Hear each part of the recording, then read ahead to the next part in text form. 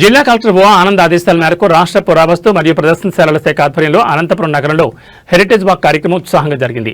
నగరంలోని చారిత్రక కట్టడాల పరిరక్షణ మరియు సాంస్కృతిక వారసత్వంపై ప్రజల్లో అవగాహన కల్పించడమే ధ్యేయంగా ఈ యాత్ర నిర్వహించబడింది.